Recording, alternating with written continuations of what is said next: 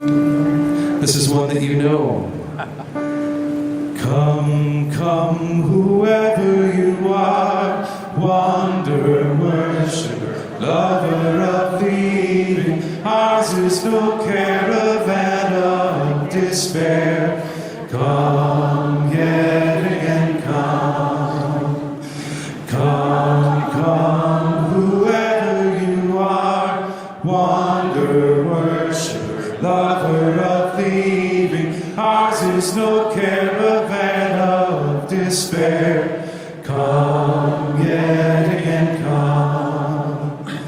Come, come, whoever you are, wanderer, worshiper, lover of the evening. Ours is no caravan of despair. Ours is no caravan of despair. Ours is no caravan. Whoever you are, wanderer, worshiper, lover of the evening. Ours is no caravan of despair. Ours is no caravan of despair. Ours is no caravan. Whoever you are, wanderer, worshiper, lover of the evening. Ours is no caravan of despair. Come, get again, lover of despair. Ours is no caravan of despair. Come, yet again, come. Yet again, come, come, whoever you are. Come, yet again, come. Come and sit where you can see the screen. If you can't see it way over on the edge, you might want to move in a little bit. I'm Meg Riley, the senior minister of the Church of the Larger Fellowship, and I thought as I came in this room, well, we are a church without walls, and here we are again. It's so wonderful to see all of you here, and I want to thank especially all of the people who have helped to make this happen, the videographers and the ushers and the unseen people who aren't here. Thank you so much, and thank you to each one of you. There's a lot of worship at this GA, and it's great. So the fact that you're here at lunchtime gets you extra credit. I want to especially welcome Jarrell Young, who our prison member who asked always to be in the front row of our services.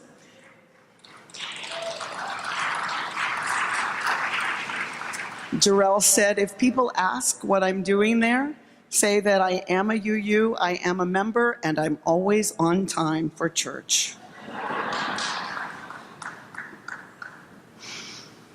And I'm honored that Chalice Man, who bravely rappelled down the wall without a cape today, is here today with us, ushering.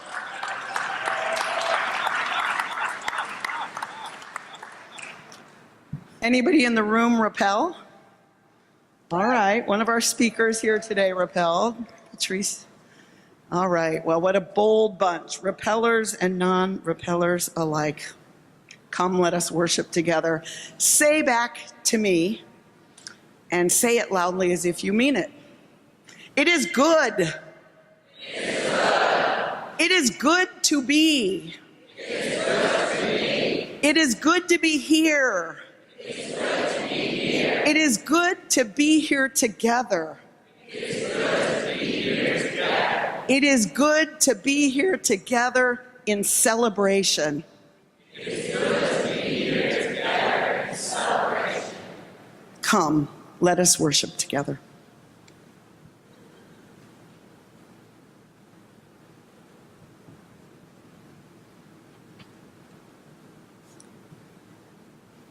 We come together for a moment out of time in a place made holy, holy by our presence, to celebrate what is deepest and most true, to honor the beauty of our own heart's longing, to cultivate wonder, imagination, and the courage to act and to care for one another.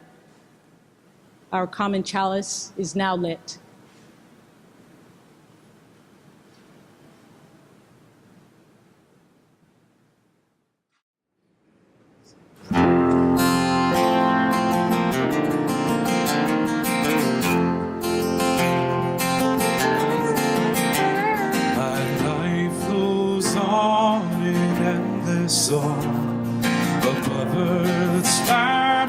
sensation.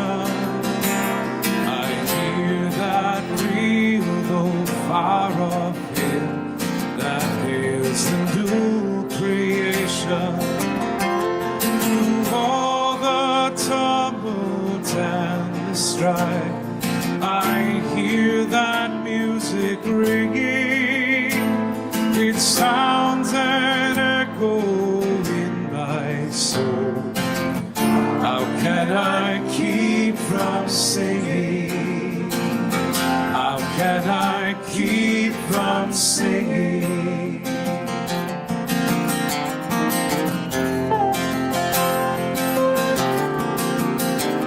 But though the tempest drown me, Lord, I hear the truth in living. But though the darkness round me close, songs in the night it giveth. Through all the tumult and the strife, I hear that music ringing. It sounds and echoes in my soul. How can I keep from singing? How can I keep from singing?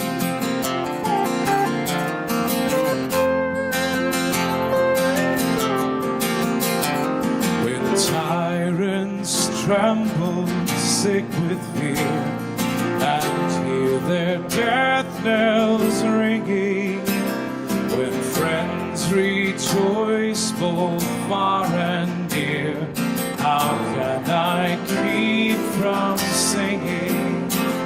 In prison cells and dungeon vile, our thoughts to them are winging.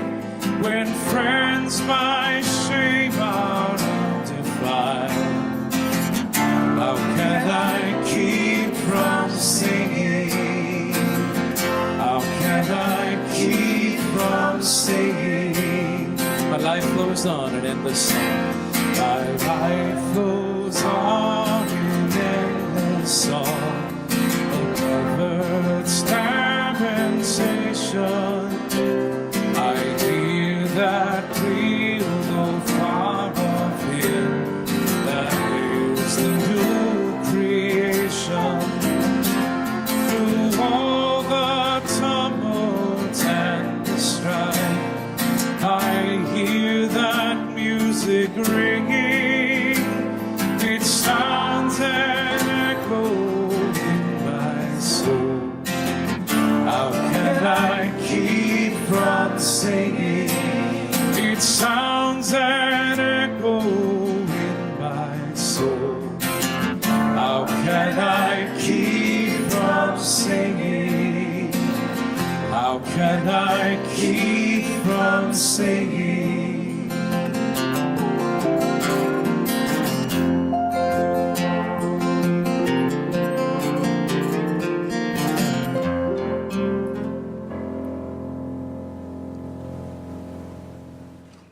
When I was 23, my first real serious relationship fell apart. The one I thought would last forever. The relationship dissolved, and so did I. I mean, myself really dissolved. I felt as if there was nothing connecting my organs together, no connective tissue. I felt as if my brain and my thoughts and my feelings were floating across the sky like wispy clouds. Pulsing through this collection of unattached pieces was a single, repetitive, unanswerable question. Why? Why? Why? And then, not in words, but in damp, soggy dread, a barely audible whisper, because you did something wrong, because you are bad, because you are unlovable. Looking back on it now, I think about with those kind of beliefs coming through, no wonder I didn't want a firm container.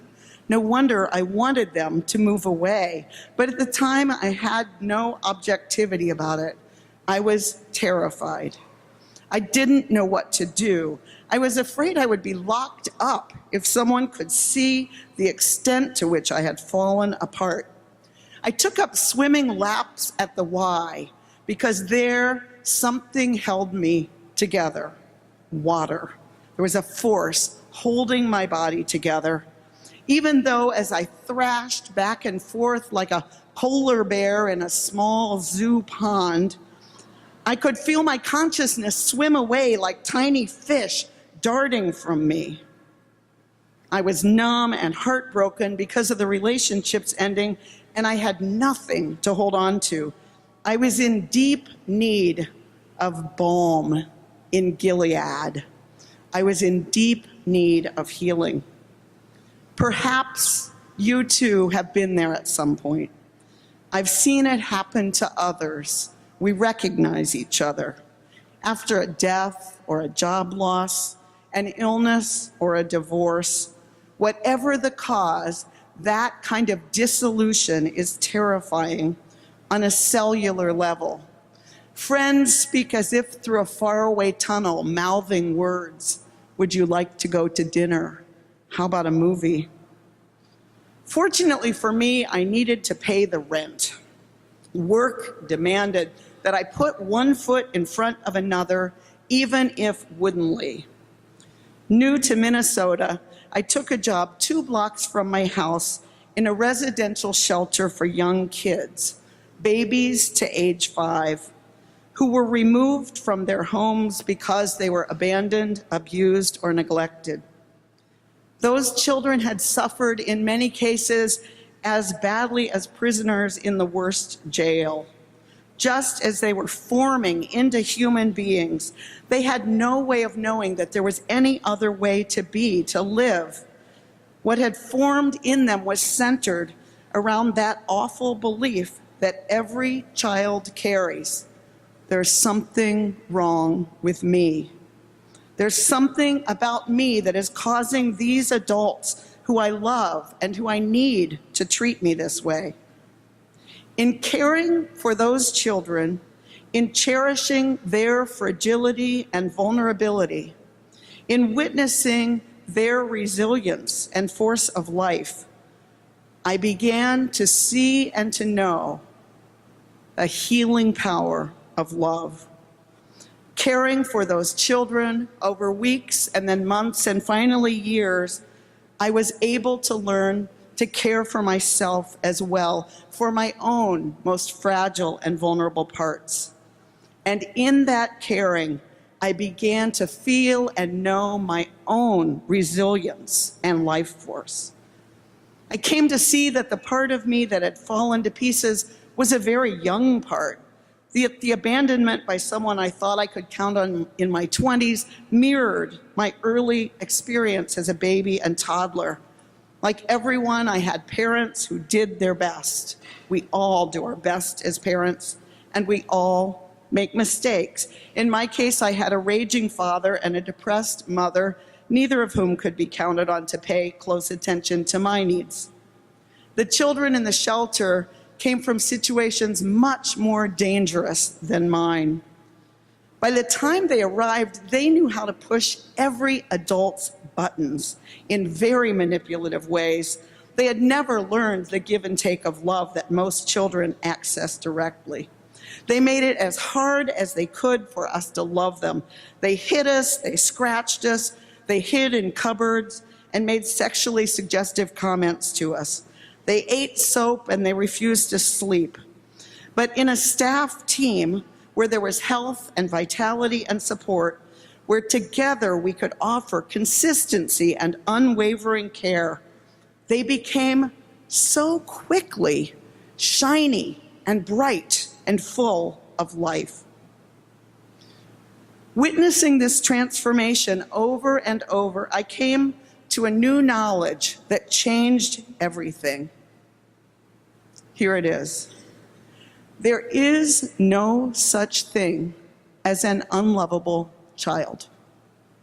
There are only adults, all of us, who are imperfect at loving children. There is no such thing as an unlovable person. We are all lovable, as imperfect as we are, and as imperfectly as others are able to love us. The resilience I witnessed in those children, the force of life that still yet, despite so little encouragement or recognition, leapt into being the moment it was valued and recognized. That life force, to me, is the healing balm in Gilead. Call it what you want, use whatever name or lack of name, it makes the wounded whole. It called those children and it called me back to life. And for that, I will ever be grateful.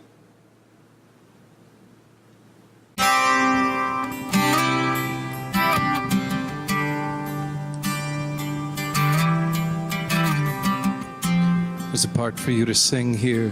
2 words, going home.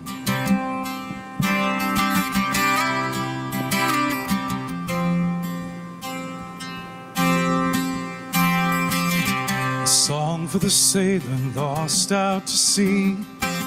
A song for the mother who always will grieve.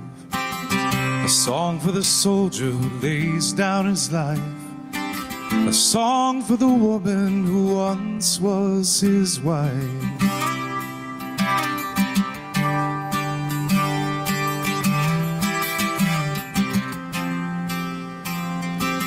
A song for the traveler down on his luck. A circus man plying his trade for a buck. A song for the child who's lost in the night. Though she's never seen stars, she still clings to their light. Going home, going home, going home.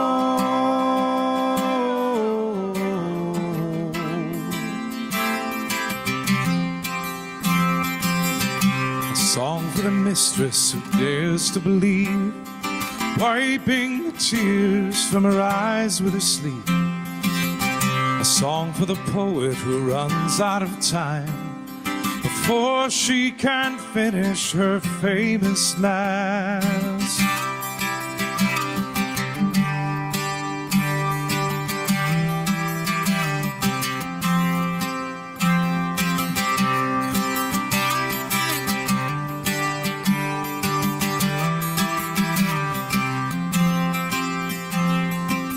A song for the miner who digs out the coal and dreams of a life somewhere far from this hole. A song for the rebel who gave up the fight, haunted by guilt, 'cause she still knows she's right. Going home, going home, going home.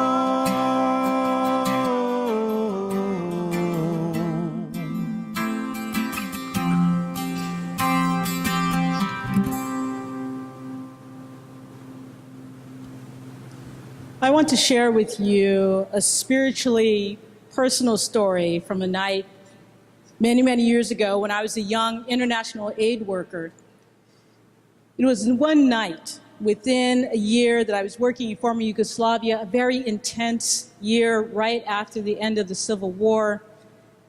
And I was hoping to work with local organizations so that we could help rebuild communities. Civil war forces people from their homes in search of a place of safety, something that we take for granted. Their stories are full of suffering, filled with a horror and pain of not knowing what has happened to loved ones, of losing their neighborhood, losing their community to violent political forces beyond their control. Often they must flee their home, leaving all of their goods behind, a lifeline, a lifetime of mementos, cars, clothes, everything they've worked for. But the worst is that they sometimes get separated from husbands, wives, and children in the midst of battle. International aid workers like myself in these environments leave their families behind because it's too dangerous to bring them with them. They encounter intense loneliness, pouring their energy into the work of helping others with long hours and emotional intensity. It is very draining work. I want to share with you was in December. It was a small city. The weather had turned gray and dull. The view from my apartment was lifeless, a frozen stream and a cement-bound culvert, a patch of yellowed dead grass, the light-sucking gray of Soviet-era apartment buildings, and patches of dirty snow. At night, the view could be pretty with lights twinkling from windows, and inside, my apartment was comfortable, but little of it was mine. The only things I brought with me were some music, some clothes, some books. I left behind my grandparents, my parents, my brothers, and all of my friends. There was no chance of them coming to visit in this still very unsafe place. As that particular day came to a close, I felt particularly despondent as I fixed dinner in someone else's kitchen, using someone else's pots and pans, eating on someone else's plate, sitting at someone else's table. I got ready for bed. I sat down in a chair, the lights still on, feeling adrift, feeling separated. And added to that was the weight of the pain of the communities that I was working with. I'd heard so many terrible stories. In the midst of all it felt like I was holding, I suddenly felt enveloped in a warm energy. I felt not alone. I was startled at first and a little scared, and then I just decided to sink into the experience. A dear friend's smiling face floated into my mind. The unconditional love of my parents gently buoyed me.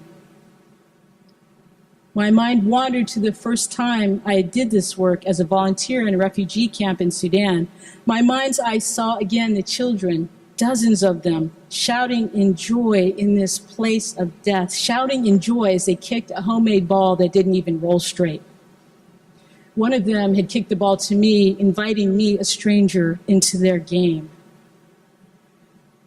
I recalled the teenager that I'd met just the year before in a Croatian refugee camp. She had been abused repeatedly in an elementary school, turned into a prisoner of war brothel. And yet she had been filled with the thrill of learning English from visitors, and she was excited, preparing to emigrate to Texas with her mother and her father and her sister, who had somehow managed to stay together. In my time with her, I grew to understand that she drew strength from knowing she was not alone in her suffering in this world.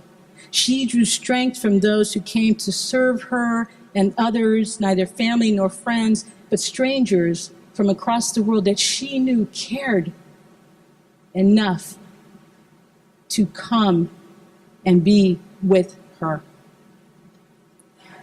As I sat in the light of that cold, gray day, I marveled at the resilience of the human spirit, and I still do that today. I am just amazed by the resilience of our human spirit, the ability to overcome loss of parents, loss of relationships, loss of home, loss of country, and also to overcome the small disappointments of the day-to-day that try to pick away at our hope. That resilience comes from compassion and love from our friends, our family, from strangers, from neighbors. Jesus, that radical Jewish prophet, said, "When I was hungry, you fed me. We are each the conduit for divine love. Each of us has a depth of strength from which we can replenish each other. Those children shared a joy with me that has lodged in my heart and that I still carry with me.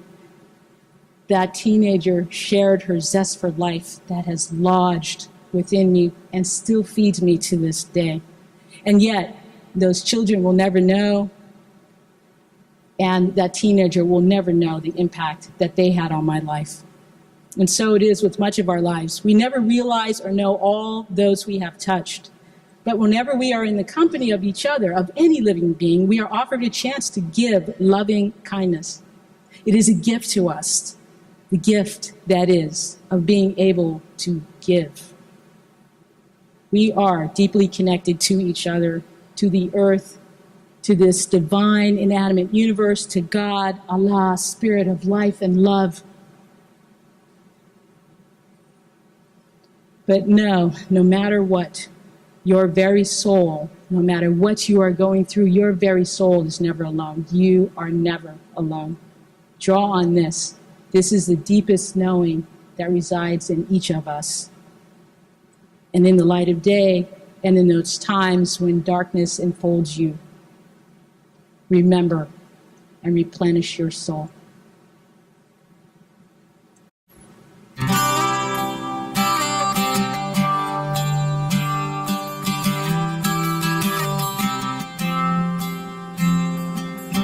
A song for the lovers who never will meet, star-crossed and stumbling out on the street.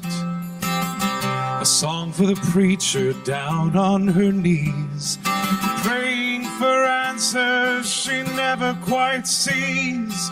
A song for the ones who run into the fire to put out the flames of this world on its pyre. A song for the driver who runs out of road with nobody there to help shoulder the load. Going home, going home, going home, going home,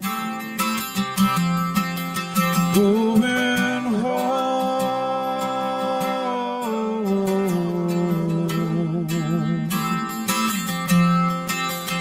going home.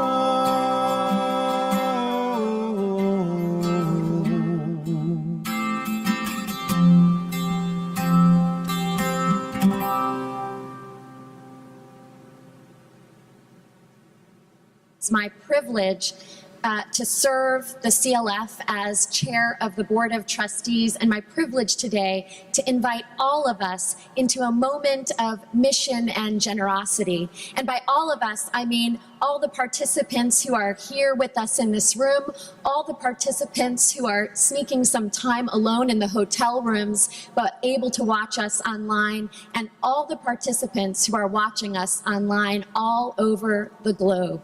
Welcome to all of our Church of the Larger Fellowship participants that worship with us today.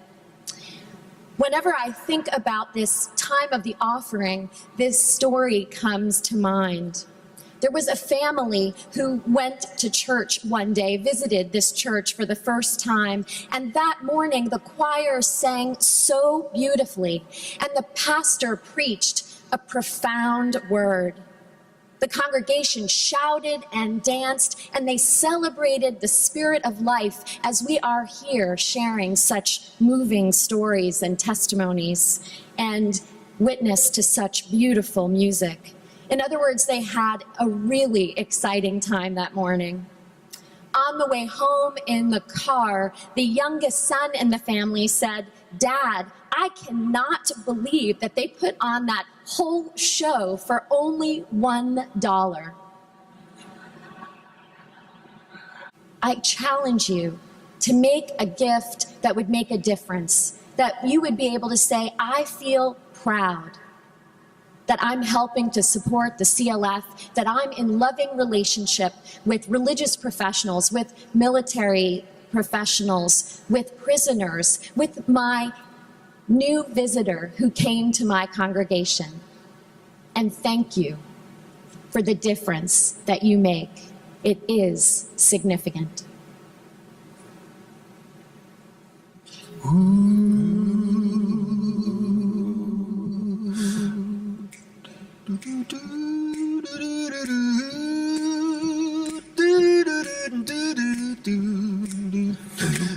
You say your heart's been turned to stone. You say you wanna be left alone. You say love only made you weep and moan. Let me tell you something that you know in your bones. Love is the water that wears down the rock. Love is the water that wears down the rock. Love is the power that won't be stopped. Love is the water that wears down the rock.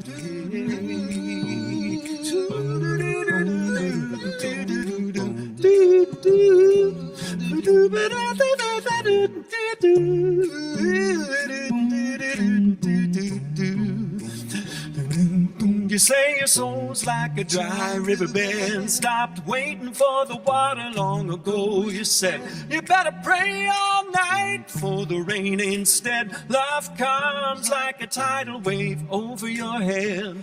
Love is the water that wears down the rock. Love is the water that wears down the rock. Love is the power that won't be stopped. Love is the water that wears down the rock.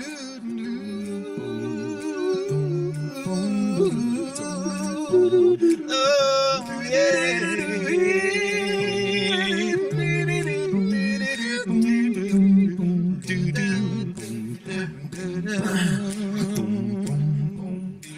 You say waiting for love takes too long. Dulls a sharp mind, weakens the strong. Well, you may be right, but you may be wrong. 'Cause love can make a mountain come tumbling down. Love is the water that wears down the rock.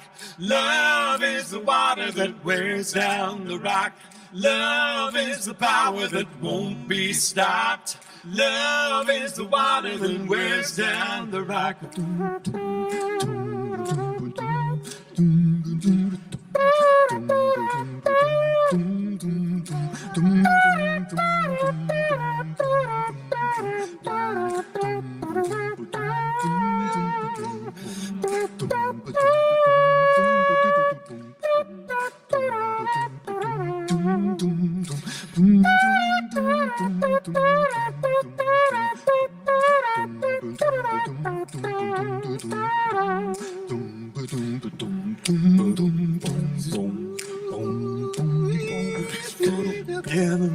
So feel free to join in with us on the last chorus.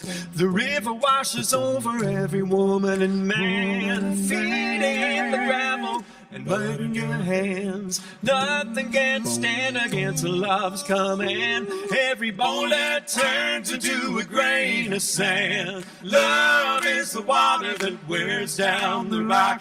Love is the water that wears down the rock. Love is the power that won't be stopped. Love is the water that wears down the rock. I said love is the water that wears down the rock. Love is the water that wears down the rock. Love is the power that won't be stopped. Love is the water that wears down the rock.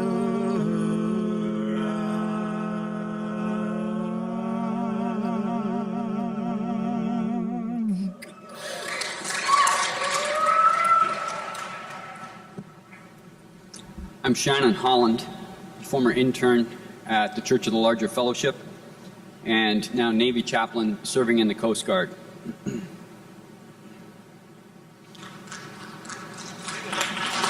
Thank you. I'm half of the Navy chaplains, the UU Navy chaplains. Sometimes the most practical and everyday things take on an important spiritual symbolism, and they become a kind of touchstone that we can reach back to for guidance. Before ministry in the Navy, I was a Marine.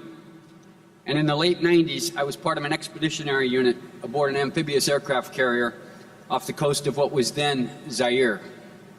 And we'd been at sea for weeks. We had this very practical need to be resupplied. But the ship could not leave its assigned station. We still had to get up every morning and go to work every day. So what we requested was an underway replenishment. This happens all the time in the Navy, but I had never seen an underway replenishment. An UNREP, as it's called, is 2 ships, each one about as long as a medium-sized skyscraper is tall. And they're steaming very close beside each other, barely 150 feet away. They're going 15 miles an hour. And they've got cables. The resupply cables are suspended between them over this big canyon of water. And if either of these 2 moving cities makes a course deviation of just 1 degree for 1 minute, that can be enough to set up an unavoidable collision. You have to be careful when you come alongside someone. We'd been at sea for over 40 days, and I can tell you the refrigerator gets cleaned out pretty fast when you're feeding 3,000 people.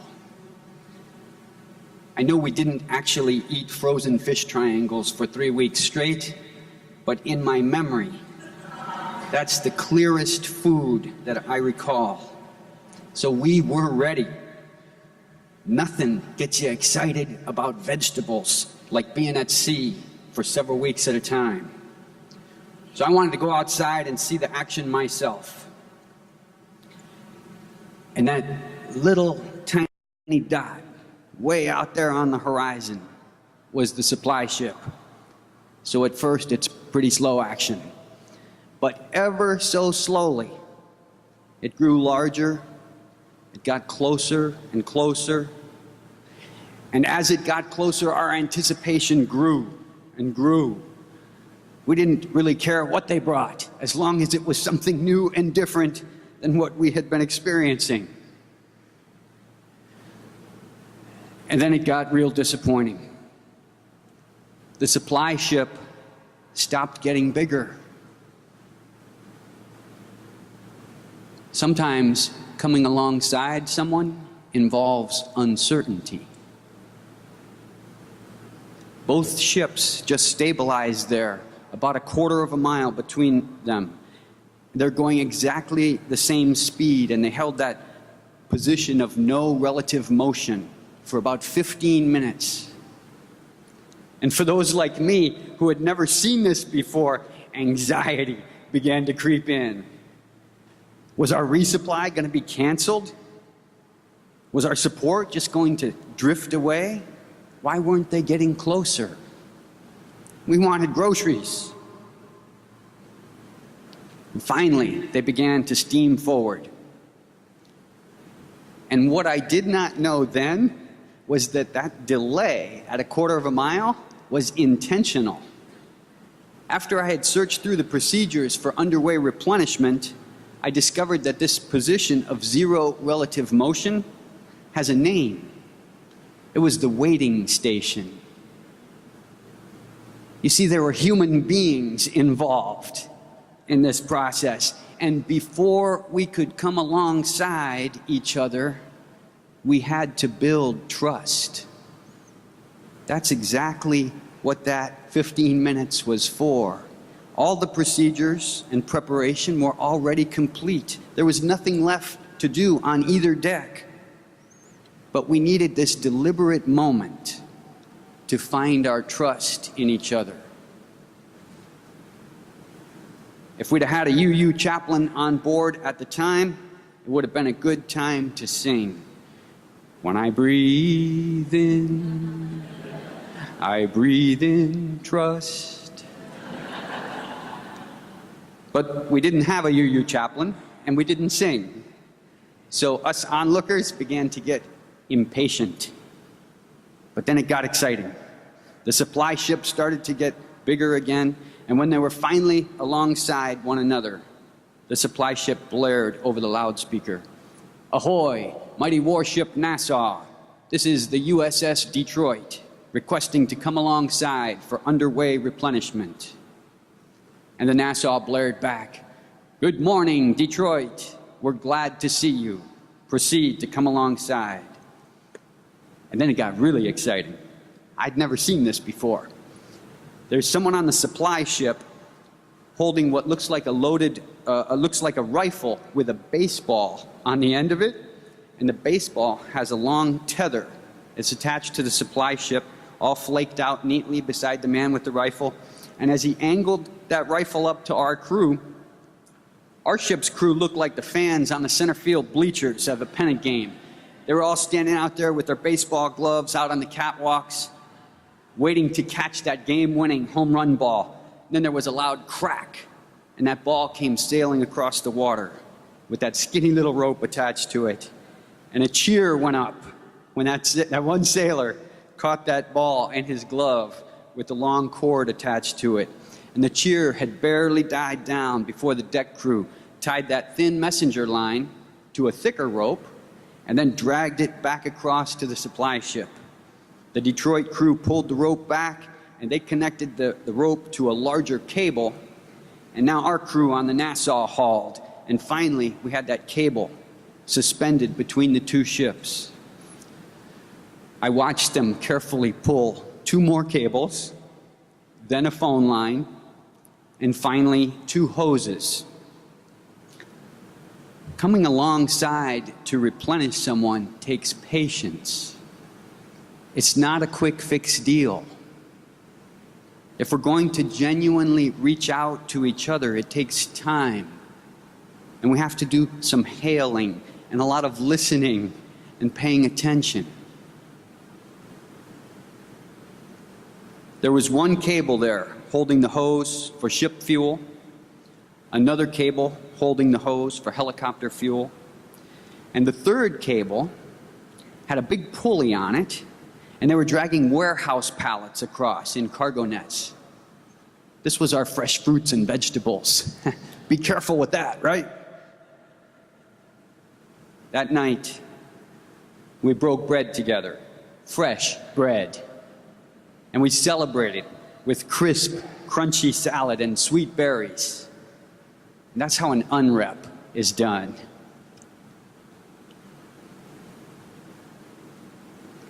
Whoever you are, wherever you have come from, whatever is on your heart and mind that brings you here to this moment, in body or in spirit, welcome.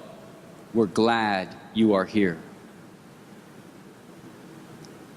Whoever you are, wherever you have come from, whatever is on your heart and mind that brings you here and now, whether it is to heal someone who is sick, to feed someone who is hungry, to visit someone who is in prison, or to let your heart be changed by the stories of war.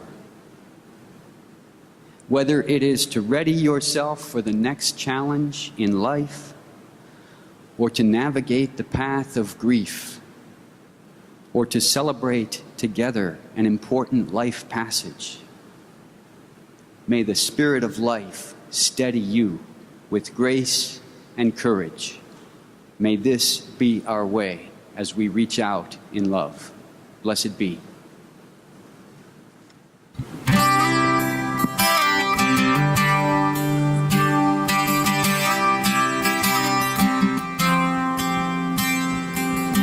A song for the drinker who puts down the glass. A song for the jumper who takes a step back. A song for the wanderer home now at last. A song for redemption from sins of the past. A song for forgiveness that opens a door. A song for the good friends who gather once more. A song for the prisoner finally free. A song for the veil that is lifted, lifted, lifted. Going home, going home. home. Going home.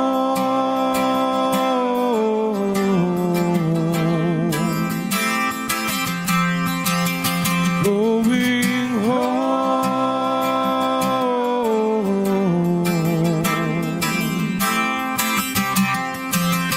Going home. Keep singing, going home. Going home. A song for the singer, a song for the dance, a song for the mystic who yearns for the trance. Going home. A song for the beggar, a song for the thief, a song for the hunger that has no relief. Going home. A song for the baby who sleeps until dawn, a song for the birds that will sing on and on. Going home. A song for the sunrise, a song for the day, a song for the veil that is lifted.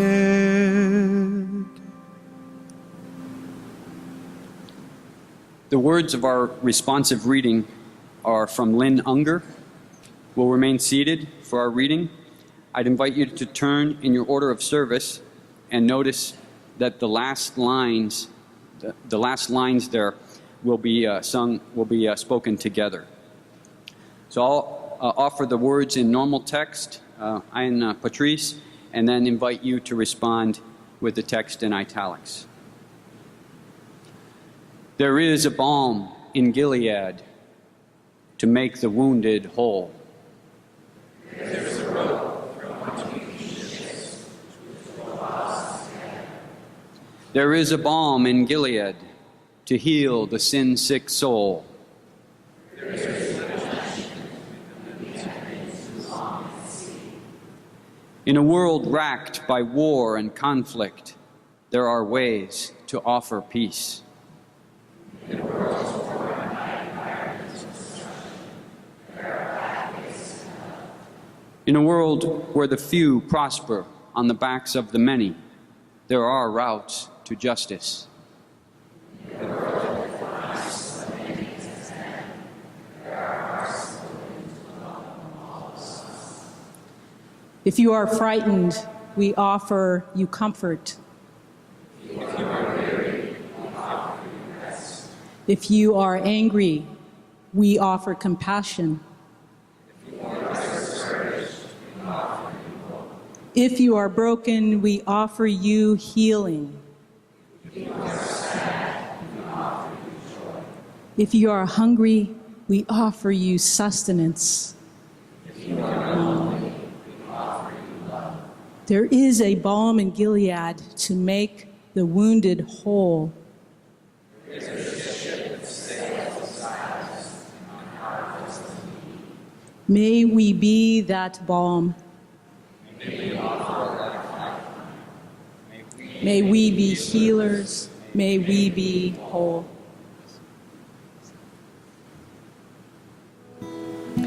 We're going to ask you to join us in a moment to sing Balm in Gilead, a song which has been a healing for many for centuries. We know that there are a few lyrics that especially Unitarian Universalists find problematic, and we trust that you will change it as you need to. We did not want to in any way disrespect the song by changing it ourselves. We wanted to bring it to you and offer it to you as our healing to you. Specifically, there's a line that says, "Go home and tell your loved one he died to save us all." Some may prefer to sing, "Go home and tell your loved ones that love can save us all." Please rise in body and or spirit and join us in singing Balm in Gilead.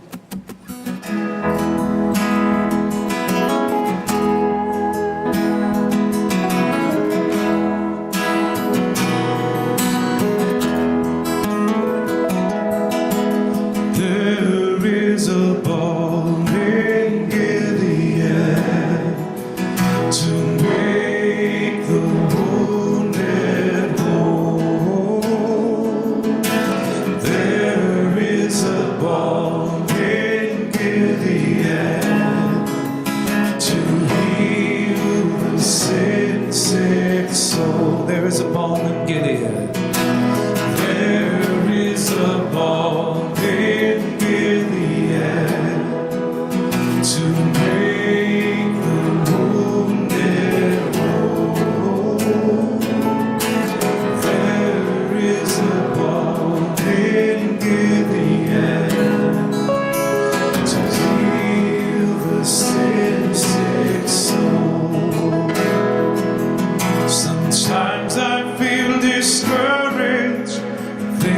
my works in vain, but then the Holy Spirit revives my soul again.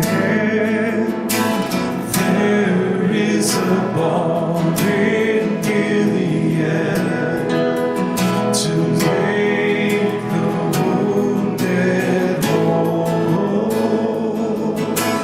There is a balm in Gilead to heal the sin-sick soul.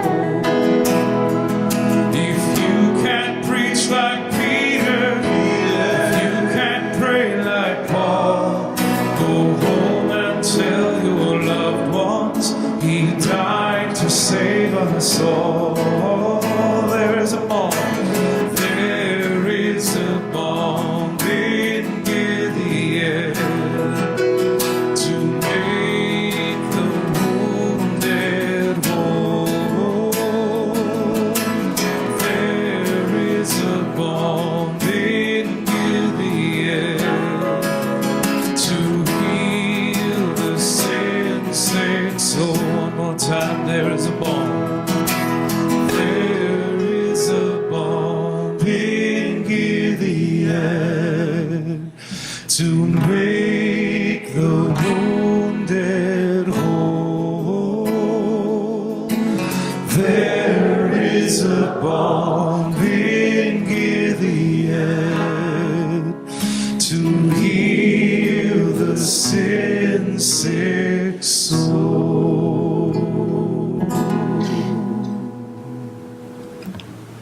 Please remain standing. Your beautiful, shining selves, imperfect and spectacular. Take a moment and look at one another.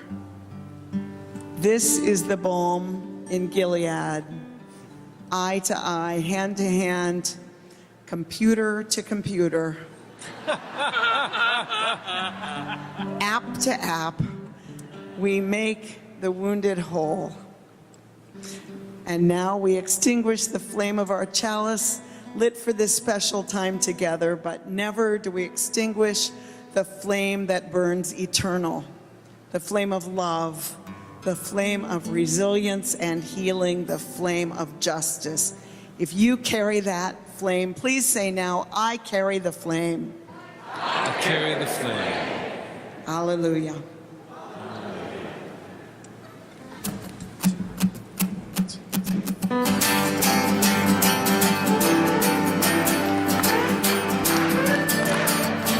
This little light of mine, I'm gonna let it shine.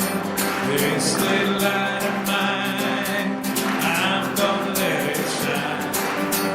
This little light of mine, I'm gonna let it shine. Let it shine, let it shine, let it shine everywhere I go. Everywhere I go. Everywhere I go, I'm gonna let it shine. Everywhere I go, I'm gonna let it shine. Let it shine, let it shine, let it shine all around the world. All around the world, I'm gonna let it shine. All around the world.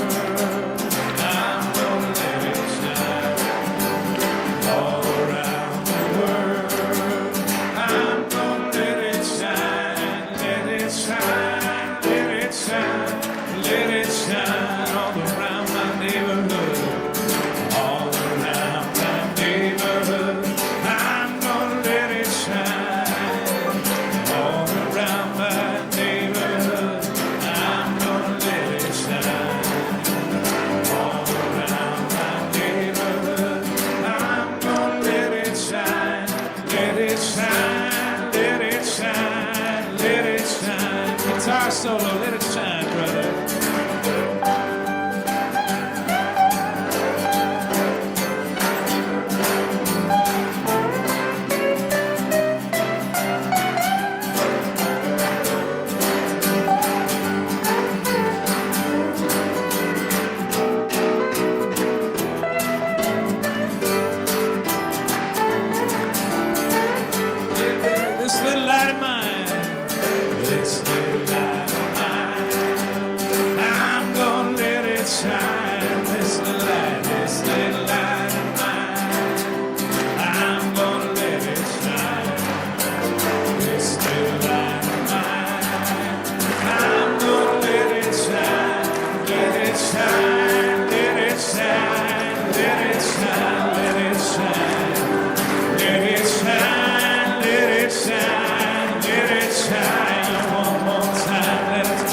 benediction.